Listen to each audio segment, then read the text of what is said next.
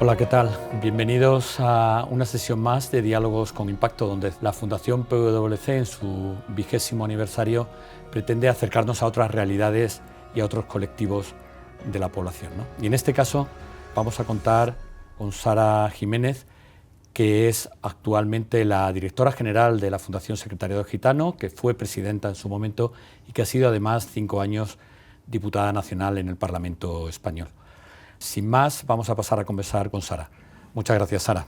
Un placer. Quizás antes de empezar me gustaría que nos contaras tu trayectoria, que creo que es un referente para el colectivo gitano, un poco cómo has vivido tu trayectoria desde la familia en la que naciste hasta acabar una carrera de abogada y luego toda esa trayectoria que acabo de contar hasta ser diputada nacional.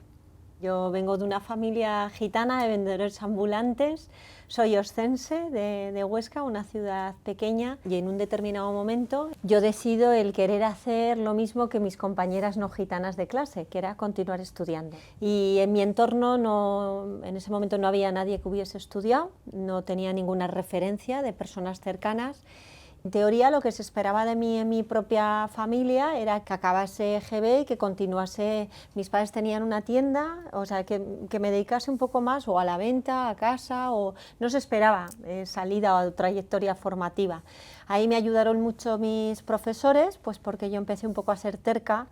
Cuando ya continuó el instituto, iba la mirada hacia la universidad, pues otro problema en casa, ¿no? Porque primero yo era de Huesca, quería estudiar Derecho y en Zaragoza. Yo soy la tercera, tenía 2 hermanos por arriba, luego estoy yo y mi hermana. Entonces yo era la primera de las chicas, que eso también, el rol de género ahí también hubo ahí la batalla. Y decidí que quería estudiar Derecho. Mi casa pues era complicada, el interiorizar esa visión. Mis padres lo pasaron bastante mal conmigo. Siempre digo que hice sufrir a mis padres pues porque yo tenía unas inquietudes diferentes, que las adquirí de ver lo que hacían mis compañeras no gitanas y un poco me fui interiorizando que a mí también me apetecía eso. O sea, ¿de dónde me surgió? Porque yo libros en casa, gente estudiante, gente con trayectoria educativa no tenía. Y ahí otra vez, la batalla fueron mis profesores, ¿no? Ahí me estuvieron ayudando algunos vecinos del barrio que hablaban con mis padres. Entonces imaginaros, mis padres recibían 2 mensajes, el de los no gitanos diciendo, oye, que esta cría pues vale, tienes que apoyarla, es bueno para su futuro, y luego los mensajes de las personas gitanas, del entorno más gitano, donde le decían, a esta la perdéis, esta va a dejar de ser gitana. Con todo y eso, mis padres me dieron la oportunidad de irme a Zaragoza, estudié Derecho en la Universidad de Zaragoza. Cuando ya estuve en tercero de Derecho y empezaron a ver que no pasaba nada, que yo seguía siendo la misma mujer gitana de siempre, esos miedos fueron desapareciendo, porque hay una parte así como miedo a la pérdida, ¿no? Incluso de identidad.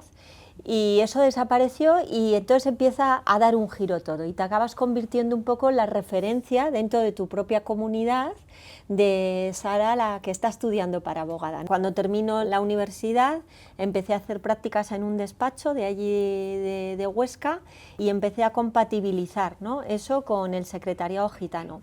Ha habido gente que me preguntó por qué quería estudiar Derecho y aparte de porque a mí me iban las letras, era porque en mi casa desde chiquitito habíamos vivido la discriminación.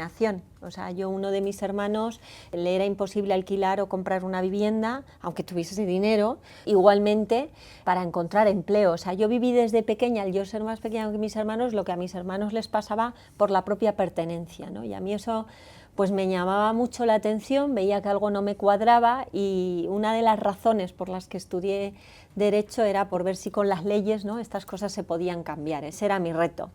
Empecé a ejercer como abogada, empecé en un puesto de orientación laboral en el programa Acceder, me fui especializando en discriminación y fui cambiando de puestos hasta ser la directora del Departamento de Igualdad, ¿no?, para abordar toda la cuestión de discriminación y antigitanismo, con algunos litigios estratégicos que probablemente vosotros ya conocéis, como el litigar la pensión de viudedad de María Luisa Muñoz en el Tribunal Europeo de Derechos Humanos. En el año 2018 voy al Congreso de los Diputados para que hablase sobre la importancia de la educación para las mujeres gitanas y allí me escucha Albert Rivera y se acerca después y me dice que un día le gustaría hablar conmigo, que le había gustado mucho mi discurso, y es ahí donde me viene una propuesta de entrar de independiente en su equipo. Fui la número 3 de Albert Rivera, la primera mujer de su lista, ¿no?, para afrontar una nueva etapa, que fue una etapa política, donde yo también asumí con cierta responsabilidad, porque también sé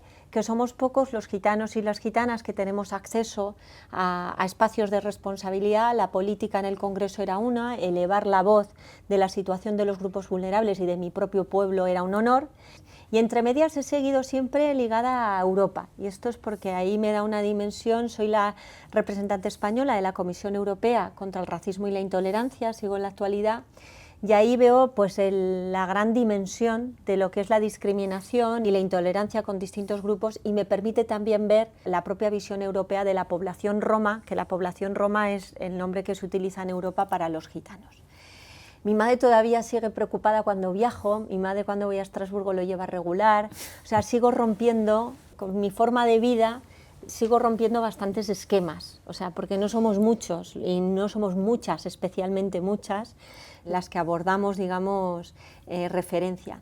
Pero también veo que otras personas gitanas y que otras niñas gitanas miran en mí. Y eso a mí me genera mucha responsabilidad, pero también creo que es una gran oportunidad para que se vea que con formación y profesionalidad se puede ser muy gitana, porque mis valores, digamos, propios, la pertenencia a lo mío, es de las cosas que más valoro en mi vida. También os lo he de decir, si no, no sería yo si perdiera lo que soy, y al final mi identidad es relevante, pero creo que es perfecta el poder combinar proyección y progreso con pertenencia a tu grupo. Y tengo ahí una gran proyección, ¿no?, de seguir trabajando realmente por la causa que a mí me sale de dentro, es la defensa y el avance en igualdad de oportunidades, igualdad de trato de las personas gitanas. En cuanto al perfil, es importante que sepáis que hay 750.000 gitanos aproximadamente en España. Debe ser el tercer país de la Unión Europea en población gitana, el mayor es Rumanía, ¿no? Sí. Pensaba que a más población, mejor integración, y sin embargo parece que no es así, parece que somos referente en ese sentido, ¿no, Sara? En Europa somos 12 millones de gitanos, somos la minoría étnica más numerosa de Europa. La situación de los roma a nivel europeo es muy dura. Por ejemplo, en Lituania solo el 5% de los gitanos trabajan por cuenta ajena. Los niveles de la segregación residencial, las dificultades, digamos, de acceso a servicios mínimos, los niveles de exclusión son muchísimo más elevados, aunque sean en países donde haya un volumen de gitanos y de gitanas muy elevado. España es referente, sí es referente, y yo creo que positivo además, porque las políticas de inclusión que ha habido en España desde hace unos 25, 30 años, los gitanos aquí también no somos nómadas, estamos sedentarizados, que eso favorece mucho la inclusión, pero creo que todo lo que es las políticas de inclusión, nuestra visión española del estado del bienestar, ha dado un impulso grande a lo que es la promoción de los gitanos, partiendo mucho del impulso en el acceso al mercado por cuenta ajena, que ahí también el Fondo Social Europeo ha tenido una proyección importante. En cualquier caso, queda muchísimo por hacer todavía en España, ¿no? Podemos tocar algunos puntos. Por ejemplo, el tema es la vivienda, ¿no? Pues desde la Fundación Secretariado Gitana tenemos como una prioridad el hablar de algo que cuando alguien habla de vivienda parece que a casi nadie le gusta hablar de la infravivienda del chabolismo. Nosotros hicimos un estudio que es reciente, de hace un par de años, y nos sale, fijaros, en España no hay mucho chabolismo, infravivienda, hay 25.000 personas que viven en esta situación, 18.000 son personas gitanas y el resto son personas migrantes. Cuando lo ves como problemática nacional, dices, una democracia avanzada se debe permitir que haya familias viviendo en situación de infravivienda y chabolismo. Si alguno de vosotros habéis tenido oportunidad de estar y de ver lo que ahí sucede, realmente cuando estás en un poblado chabolista ves vulneraciones de derechos en cascada. no tienes las condiciones mínimas eléctricas, los niños tienen unas grandes dificultades para el acceso educativo, insalubridad, grandes problemas de salud realmente de las personas que viven allí. Y cuando hablamos de vivienda, el propio discurso que a veces se utiliza, los propios discursos políticos van en la línea de acceso a la vivienda, que es muy relevante, de los precios del alquiler, de cuál es la situación de los jóvenes, pero parece que de la infravivienda del chabolismo poca gente quiere hablar o poco impacto. Yo creo que ahí nos queda pues algo que nos hace indecentes como país. Hemos elaborado nuestro plan estratégico hasta 2030 y nuestro objetivo es chabolismo cero, ¿no? Es como nuestra mirada, porque así trabajaremos de alguna forma la salida de la pobreza extrema de esas 18.000 familias gitanas, y además debe abordarse también la situación de la parte de la extranjería que también vive en esas condiciones. Tenemos ese problema por un lado y luego tenemos los problemas de discriminación que también detectamos en los accesos a la vivienda. Desde el Departamento de Igualdad todavía registramos muchos casos donde las inmobiliarias trabajan con la instrucción de no alquilar o vender pisos a personas gitanas. Pasa también con otros grupos de población, sí, con extranjeros según nacionalidad. Esto también nos tiene que hacer reflexionar qué pasa si te quieres independizar y por lo que eres no te quieren alquilar o no puedes comprar una vivienda. Otro reto importante en el colectivo gitano es la educación, ¿no? Tú eres un paradigma de lo que debería ser y un referente, pero es cierto que un porcentaje del 60% de los estudiantes gitanos no acaban la secundaria, que al final es una forma también de inmersión y de integración en la sociedad, ¿no? Yo creo que, vamos, y ahora en mi función en la dirección es mi prioridad número uno, el progreso educativo, el éxito educativo, porque creo que es el mayor drama al que nos enfrentamos los gitanos y la propia sociedad. Hemos hecho actualmente un estudio en comparativa con un estudio de la situación de hace 10 años y nos alarmó muchísimo porque hemos visto que en comparativa con la población en general, primero que no ha habido progreso, que ha habido en algún aspecto estancamiento y que los datos son muy duros. 6 de cada 10 niños gitanos y niñas no terminan la educación secundaria obligatoria. Cuando analizas qué es lo que sucede, a los 8 añitos, en tercero de primaria, un 23% del alumnado gitano ya ha repetido una vez. En quinto de primaria ya ha repetido un 40%. Llegas a la secundaria y estás más bien fuera del sistema y no se termina la secundaria 6 de cada 10, que si esto fuese dato de la población en general, pues sería una situación de alarma. Y nos vamos al abandono escolar y tenemos una tasa del 86%, cuando el alumnado de la sociedad en general es de un 13%. A mí esto me deja muy claro, y la propia experiencia de qué es lo que a mí me ha aportado, lo que aporta la educación a cualquier persona, las posibilidades educativas, coatajamos la situación, este drama, esta desigualdad brutal en tema educativo, o no voy a conseguir el progreso de los gitanos y de las gitanas. A lo único que se condena a toda una nueva generación es a seguir viviendo en exclusión y en pobreza. O sea, porque la pobreza se va a heredar. Sin oportunidad educativa, ¿cómo vas a salir adelante? Por un lado está la responsabilidad pública, porque también desde la Fundación hemos puesto en marcha programas que sabemos cómo hacer las cosas. Yo te digo, los datos son muy duros. ¿Qué es lo que pasa? Generalmente los niños gitanos llegan a su casa, tus padres no tienen instrucción, porque el 86% de los hogares viven en situación de pobreza. Los padres no tienen instrucción, no tienen recursos para llevar a sus niños a clases particulares. No tienen el entorno, en muchas ocasiones, los problemas de digitalización, de acceso a Internet. O sea, este es el contexto al que se enfrenta el niño. Pero además, en las propias familias no te potencian de alguna forma el mensaje de que la educación es la salida para tu propio futuro. Nosotros con el programa Promociona, ¿qué es lo que hemos visto? Que si tienes aulas en horario fuera del colegio, donde ofreces eso, soporte educativo, se habla con las familias, tienes un profesor, tienes digitalización, el 80% de los niños que vienen a nuestro programa titulan en la ESO. ¿Qué pasa? Pues que somos una ONG, no somos una política pública.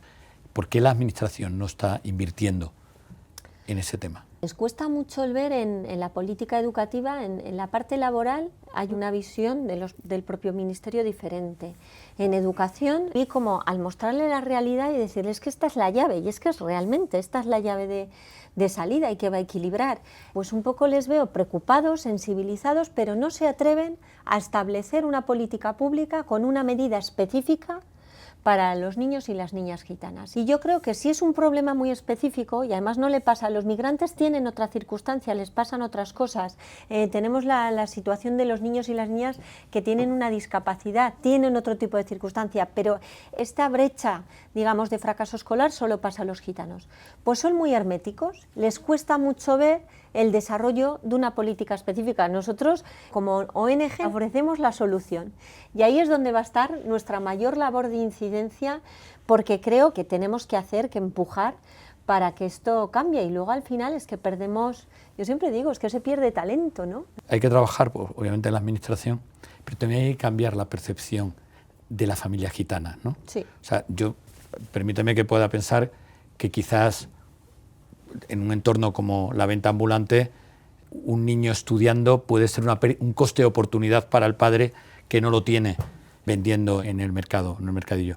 ¿Eso es así? ¿Qué estáis haciendo para también cambiar esa percepción y ver que eso es una oportunidad para los niños? En el programa que te digo que tiene éxito es porque hay una orientadora educativa que trabaja con las familias. Claro. Y yo creo que las familias cada vez más tienen que ver los referentes, y se va viendo, con la incorporación de muchas personas gitanas al mercado por cuenta ajena, también se ve lo que te ofrece un salario al mes, lo que te dignifica, la oportunidad que tienes, la incorporación laboral. Entonces la ves como muy ligada a la oportunidad laboral, te la da la oportunidad formativa. Entonces ahí ha habido un cambio.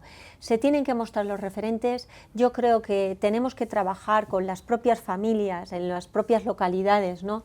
Para que también haya un cambio, una transformación en mentalidad, y que vean que la llave de la educación es la llave de futuro de sus hijos, que no hay una pérdida de identidad por adquirir formación educativa. Esto hay que trabajarlo en profundidad, porque aquí también los gitanos tenemos una asignatura pendiente. Sin duda, porque la educación es la antesala de la pobreza, ¿no? Sí. Y ahí es un tema que hay que hablar también, de la pobreza infantil. El nivel de pobreza infantil en el colectivo gitano, o sea, el 89% Sí. de la pobreza infantil española es gitana. Sí. Es un reto gigante, e incluso el cómo se plantea, fíjate, las políticas, digamos que ahora para generar el propio músculo, el ingreso mínimo vital, ¿no? Que podemos hablar de que es la política que da el músculo social para la salida, digamos, o para contener la garantía de derechos en situaciones de pobreza. Me parece importante que no sea una medida puramente asistencialista, sino que la salida a los hogares de la situación de la pobreza la da la educación y el empleo, no una prestación. Una prestación, nosotros hemos hecho un estudio y ves claramente cómo se rebaja la intensidad de la pobreza de los hogares cuando se recibe, pero la salida real tiene que ser con llave educativa y con llave del empleo, o sea que también hay que mirar hacia el propio enfoque, ¿no?, que tiene que tener la política pública en la parte de protección de los grupos más vulnerables. Vamos a tener ahora la garantía infantil europea, sabéis que viene con finalidades eso, y una de ellas es la propia pobreza. Desde el Secretariado Gitano estamos preocupados porque vemos que la garantía infantil, la dimensión europea, digamos la propia estrategia de la garantía infantil está bien diseñada. Uno de los grupos destinatarios, por este dato que acabas de decir, el 89% de la infancia gitana está en situación de pobreza, uno de los grupos destinatarios es la infancia gitana, pero de momento lo que estamos viendo es que no va a haber una medida específica para la infancia gitana, y para nosotros es eso, la medida específica relevante pasa nuevamente por eso, en garantizar que en hogares en situación de pobreza esos niños y esas niñas tengan oportunidad educativa. Si no, se hereda, si no, la pobreza se hereda. Entonces la nueva generación, estos niños van a seguir viviendo sin expectativa de, digamos, al final de vida digna. 750.000 gitanos en el mundo de unas elecciones europeas donde se consigue un diputado con 350.000, ¿no os habéis planteado nunca tener algún rol político? ¿Cuántos diputados hay ahora gitanos en el Parlamento? Ninguno. ¿Y en la Unión Europea, en el Parlamento Europeo? Actualmente, a ver, por España no hay nadie. Por España no. Parece que hay 3. 3. Sí. No sé, es mucho, siendo la principal minoría étnica europea, claro, que somos 12 millones. Y aquí en España pues sí que entristece. Hay un momento así como de avance, el que ahora no lo haya yo creo que es una pérdida cuando se habla de de que el Congreso pues también tenga una composición diversa, ¿no? Más representativa. Absolutamente. O sea, cuando se habla en estos discursos de diversidad, ¿no? Igual que se dice, oye, que las empresas sean diversas, bueno, pues yo digo que la causa gitana no gusta mucho, y porque también creo que más allá incluso de la política, pues que hay más empatía, por eso yo agradezco esta sesión, ¿no? Que hay más empatía con determinados grupos de población que con la población gitana.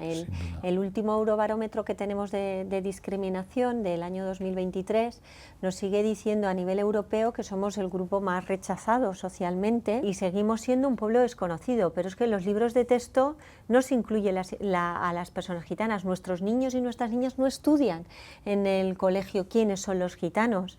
Todavía prevalece mucho el prejuicio, el estereotipo, que también el conocimiento de los gitanos es importante que se vaya abanderando. La Ley de Educación introduce y dice pues que en el currículum educativo se incluya, ¿no? Pero en la práctica no se está impartiendo, o sea, ninguna editorial ha metido el tema ni se está haciendo, y eso también tiene unas consecuencias, ¿no? Si no sabes quién es el compañero de al lado, pues te genera, pues normalmente la gente que hace a lo desconocido lo rechaza.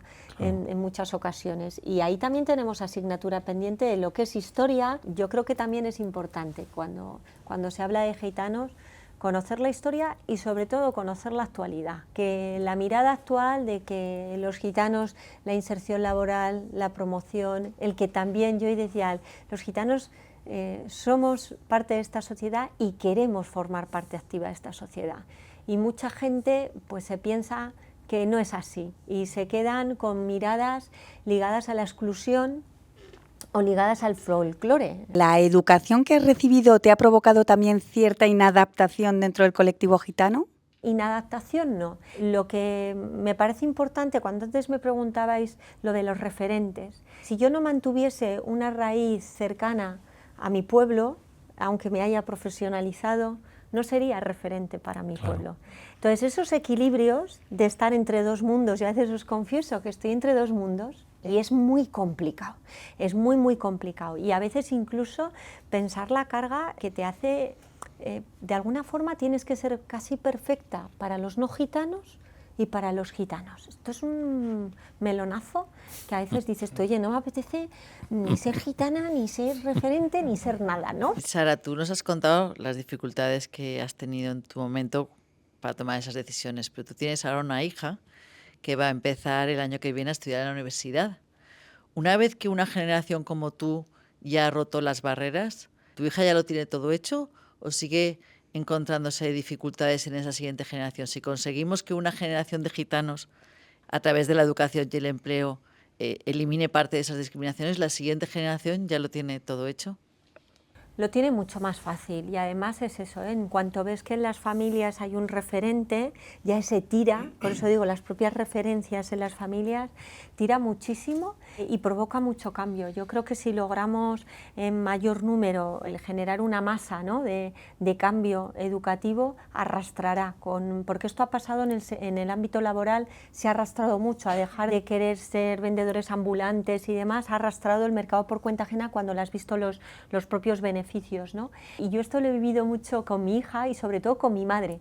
Mi madre, que sabes que mi hija se ha enfrentado ahora a la EBAU porque hemos compartido la propia situación y demás, y yo recuerdo que yo a mi hija le decía, mira Paula, yo hice la EBAU, pues si te soy sincera mamá, no pudo estudiar, porque estaba con otra pelea en casa. Yo mi pelea era que quería hacer la EBAU y quería seguir estudiando, entonces la dimensión era otra, y digo, tú estás aquí con una posición diferente. Pero es que mi madre, que era la que tenía yo esa circunstancia con mi madre, lo único que ha hecho es preguntarme por los resultados de la EBAU de la niña, cómo le han ido los exámenes, cómo está no sé qué, ahora qué es lo que quiero hacer. El cambio mental que se ha producido en mi familia es, vamos, abismal. Por lo tanto, yo sí que creo que aquí hay una gran oportunidad de oro y que la sabemos enganchar. O sea, también quiero que la gente sepa que cuando brindas oportunidad, los niños y las niñas gitanas quieren salir adelante y sus expectativas es tener una buena profesión.